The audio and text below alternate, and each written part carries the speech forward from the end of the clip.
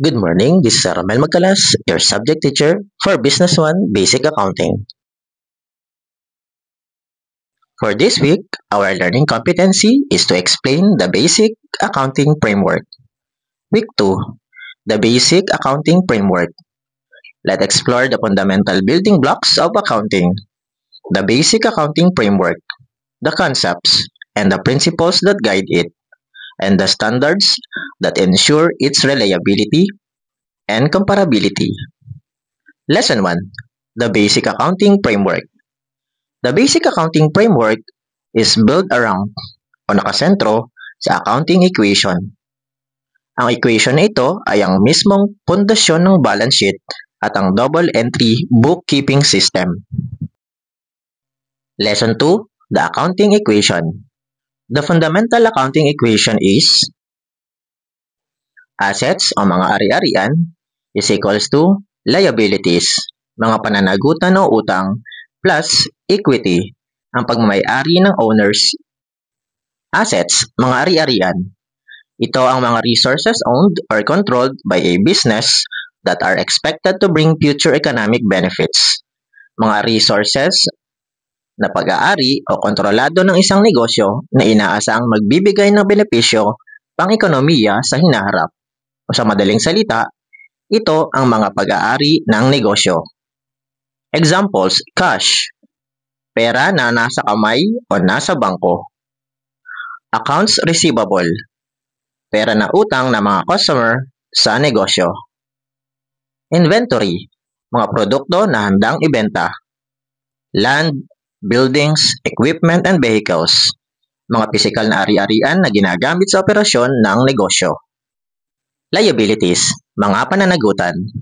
Current obligations the business must pay or settle in the future, usually to creditors. Mga kasalukuyang obligasyon na dapat bayaran o ayusin ng negosyo sa hinaharap. Karaniwan sa mga nagpapautang o creditors. O sa madaling salita, ito ang mga utang ng negosyo sa iba. Examples, account payable, perang utang sa mga supplier. Notes payable or loans payable, perang hiniram na kailangang bayaran. Salaries payable, sahod na hindi pa nababayaran sa mga empleyado. Unearned revenue, bayad na natanggap para sa mga produkto o serbisyo na hindi pa naibibigay. Equity, owners or shareholders' equity, the residual value of assets after all liabilities have been paid. This is the owner's claim on the business. Ang natitirang halaga ng mga ari-ariang pagkatapos mabayaran ang lahat ng pananagutan. Ito ay ang pag-aari o claim ng may-ari sa negosyo. Sa madaling sabi, ito ang utang ng negosyo sa mga may-ari nito. Key components, mga pangunahing bahagi ng equity. Owner's capital or stock capital. Original and additional investment of the owners.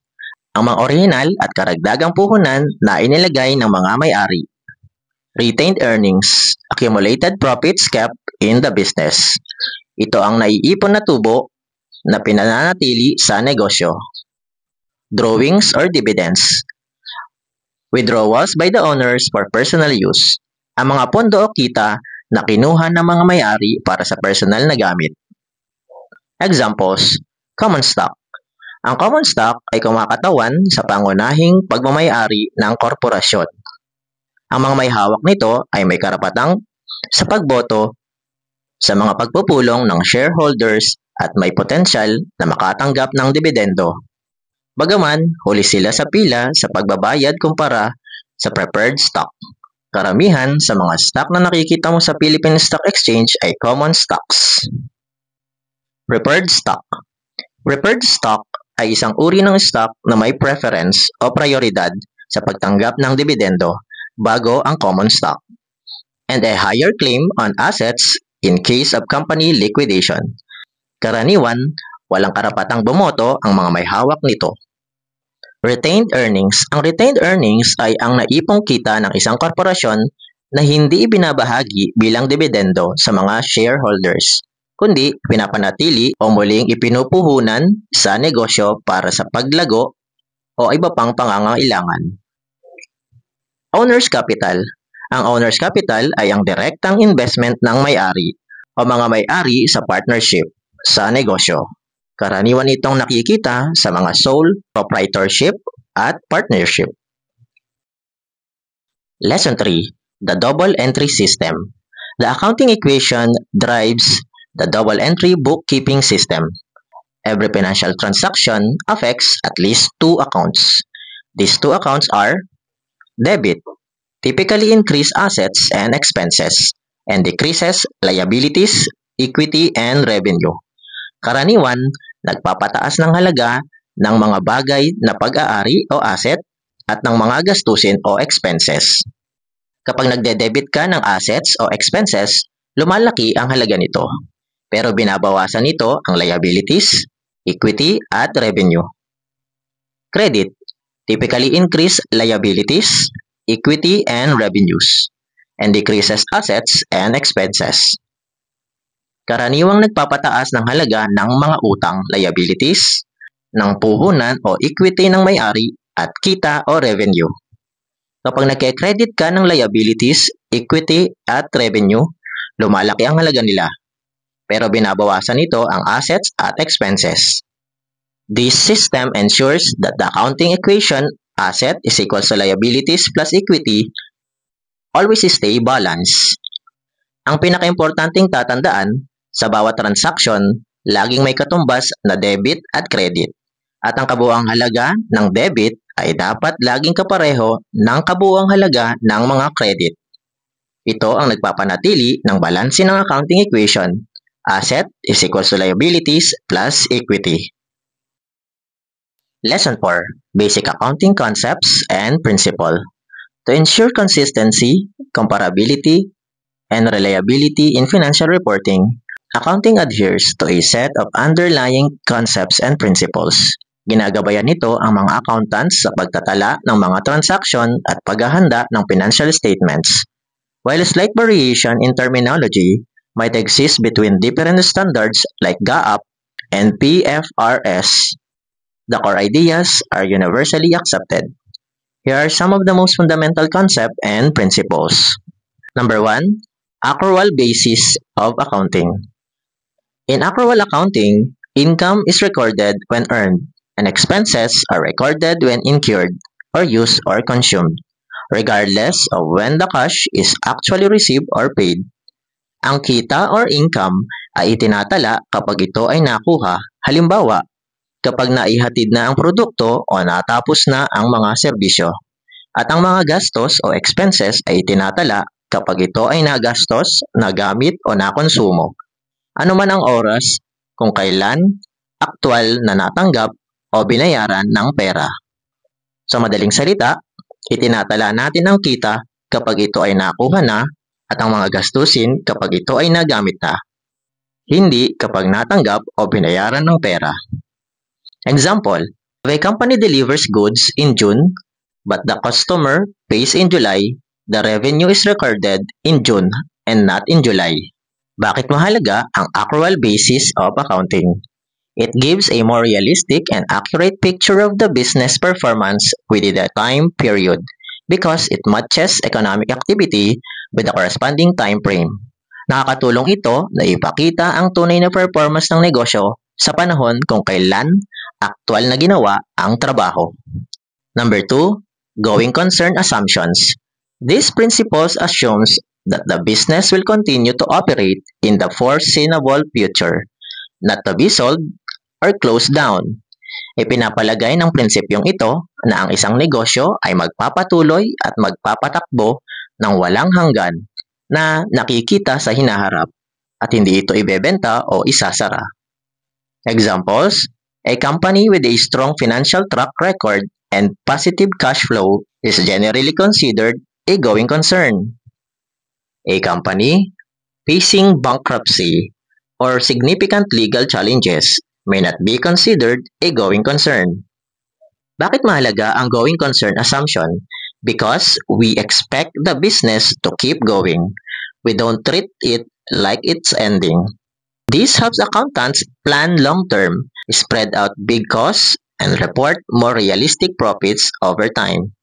Dahil inaasahan nating magpapatuloy ang negosyo, hindi natin ito itinatrato na parang magtatapos na, nakakatulong ito sa mga accountant na magplano ng pangmatagalan, ipamahagi ang malalaking gastos, at mag-ulat ng mas makatotohanang kita sa paglipas ng panahon. Number 3, monetary unit assumption. Only transactions that can be measured in a monetary unit, examples are peso or dollar, are recorded in the books. Itinatala lang natin ang mga bagay na may malinaw na halaga ng pera. Halimbawa, piso, dolyar at iba pa. Example, you can record a 1,000 payment but not how happy a customer is because happiness can't be counted. Bakit mahalaga ang monetary unit assumption? It is standardized reporting and allows clear comparisons across transactions, accounts, and time. Ginagawa nitong standardize ang pag-uulat at pinapayagan ang malinaw na paghahambing sa iba't ibang transaksyon, account, at panahon. Number 4, economic entity assumption. The business is separated from its owners or other businesses. Personal transactions must not be mixed with businesses records. Ang negosyo ay hiwalay at naiiba sa may-ari o may-ari nito. Ang negosyo ay hiwalay at naiiba sa mga may-ari o may-ari nito o sa iba pang negosyo. Ang mga personal na transaksyon ay hindi dapat ihalo sa mga talaan ng negosyo. Sa madaling salita, panatilihing hiwalay ang pera ng negosyo sa personal na pera ng may-ari. Example, if a business owner uses company money to buy groceries for their family, that is not a business expense and should not be appear in the business book. Kung ang may-ari ng negosyo ay bumili ng grocery gamit ang sarili niyang pera, hindi ito dapat itala sa mga talaan ng negosyo. Bakit mahalaga ang economic entity assumption? It ensures clear and honest accounting. Focus only on the business, not the personal life of the owner. Tinitiyak nito ang malinaw at tapat na accounting na nakatuon lamang sa negosyo, hindi sa personal na buhay ng may-ari. Number 5, time period assumption. The business life is broken down into specific time periods. Examples are monthly, quarterly, or annually for reporting and analysis. Ang buhay ng negosyo ay hinahati sa mga tiyak na yugto ng panahon, buwanan, quarterly, o taunan, para sa pag-uulat at pagsusuri. Example, income and expenses for January are reported in the January fiscal statements, not lumped into the entire year. Bakit mahalaga ang time period assumption? It enables timely decision-making, performance evaluation, and comparison across different periods. Nakakatulong ito sa mga may-ari, manager, at investor na suriin kung paano ang takbo ng negosyo sa paglipas ng panahon. Number 6, cost principle or historical cost principle. Assets are recorded at the original cost paid, not their current market or resale value. Sa madaling salita, itinatala ang mga ari-arian, bagay na pag-aari ng negosyo, sa orihinal na presyo ng pagkakabili, hindi kung magkano ang halaga nito sa ngayon. Examples, if a company buys land for 500,000 pesos and its value rises to 800,000 pesos, the land is still recorded at 500,000 pesos unless allowed to revalue under IFRS. If you bought a laptop for 30,000 pesos but it's now worth 20,000 pesos or 40,000 pesos, it still stays in your books as 30,000 pesos. Bakit mahalaga ang cost principle? It ensures objectivity and verifiability. Original costs are documented and reliable, unlike constantly fluctuating market values. Ito ay mas mapagkakatiwalaan dahil batay ito sa mga tunay na talaan tulad ng mga resibo. 7. Revenue recognition principle. Revenue is recorded when it is earned, not necessarily when cash is received. Sa madaling salita, itinatala ang kita kapag natapos na ang trabaho o naihatid na ang mga produkto, kahit na ang bayad ay dumating pa sa huli. Example, if a customer receives a product today but pays next month, the sale is recorded today. Bakit mahalaga ang revenue recognition principle? It provides a more accurate reflection of performance in the correct time period. Ipinapakita nito ang kita ng negosyo sa tamang oras, hindi lamang kapag lumabas na ang pera. Number 8, matching principle. Expenses should be recorded in the same period as the revenues they help generated. Ang mga gastos or expenses ay dapat itala sa parehong panahon kung kailan nabuo ang mga kita. Example, if a company sells product in March, the cost of producing or buying those products should also be recorded in March, not earlier or later. Bakit mahalaga ang matching principle? It ensures that financial results reflects the true profit of the business within each period. Nakakatulong ito na makita ang tunay na tubo para sa bawat panahon. Number 9, full disclosure principle. All relevant and important information must be included in the financial statements or their notes so users can make informed decision. Sa madaling salita, sabihin ang lahat ng mahalagang impormasyon tungkol sa pananalapi ng negosyo. Example, if the company is facing a lawsuit or changing its accounting method, it should be shared in the notes of the financial statement. Bakit mahalaga ang full disclosure principle? It promotes transparency, build stakeholders' trust, and avoid surprises. Nagtatayo ito ng tiwala at transparency sa mga taong umaasa sa inyong financial reports tulad ng mga investors o bangko. Number 10, materiality principle. Only information that would influence a user's decision needs to be strictly accounted for. Insignificant items can be recorded in a simplified way. Sa madaling salita, tumutok sa kung ano ang mahalaga. Kung ang isang bagay ay masyadong maliit para maka-impluwensya sa mga desisyon, huwag masyadong alalahanin. Example, a 10 peso ballpen can be recorded as an expense right away. There's no need to treat it like an asset to be used for years. Bakit mahalaga ang materiality principle? It saves time, avoid clutters in financial reports, and helps focus on what truly matters. Nakakatipid ito ng oras at hinahayaan ng mga accountant na tumutok sa kung ano ang mga talagang mahalaga sa negosyo. 11. Conservatism principle or prinsipyo ng pag-iingat. When in doubt, choose the accounting treatment that understates assets and income rather than overstates them. Kapag may pagdududa o nakaharap sa kawalan ng katiyakan, piliin ang accounting na nagpapababa ng halaga ng mga ari-arian at kita sa halip na pagpapataas ng halaga nito.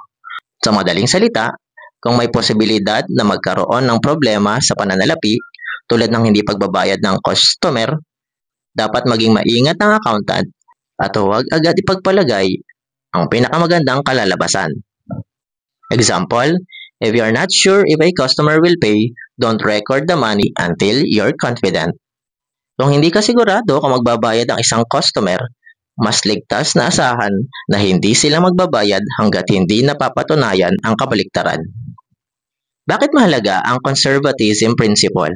It prevents exaggeration on financial health and ensures a more cautious and realistic views of the company's performance. Inihahanda nito ang negosyo para sa mga posibleng pagkalugi. Hindi lang sa mga kita, nakakatulong ito para pagkatiwalaan ng mga tao ang financial reports dahil ang mga ito ay makatotohanan, hindi masyadong optimistiko.